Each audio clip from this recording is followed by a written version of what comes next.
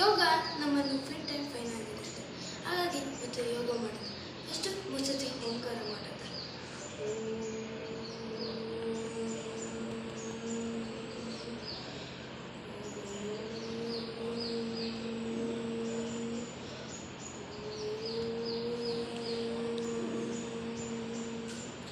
ಯಾವತ್ತು ನಾವು ಓಂಕಾರ ಆದಮೇಲೆ ಪ್ರಾಣಾಯಾಮ ಮಾಡಬೇಕು.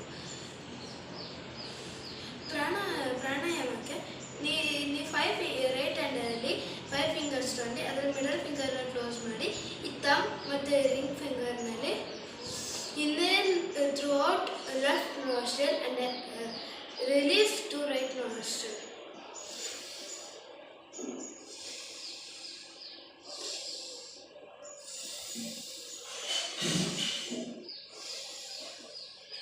ಇದಾದಮೇಲೆ ನಾವು ಉಷ್ಟ್ರಾಸನ ಮಾಡೋಣ. ಈ ರೀತಿ ಮಾಡಬೇಕು. ಹಾಗೆ ಈ ಕಾಲುಗಳು ನೀಟಾಗಿ ಈ ಥರ ಬೆಂಡ್ ಆಗಿರಬೇಕು. ಮತ್ತು ಪೋಸ್ಟರ್ ಫುಲ್ ನೀಟಾಗಿ ಸ್ಟ್ರೈಟ್ ಬರಬೇಕು. ಇಷ್ಟು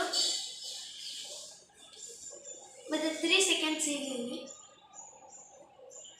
ನನ್ನ ಕೈ ಈ ಥರ ತಗೋಬೇಕು. ಆಮೇಲಿಂದ ಬೆನ್ ಸ್ಟ್ರೈನ್ ಆಗಿರುತ್ತೆ. ಸೊ ದಟ್ ಶಶಾಂಕಾಸನ ಮಾಡಿ.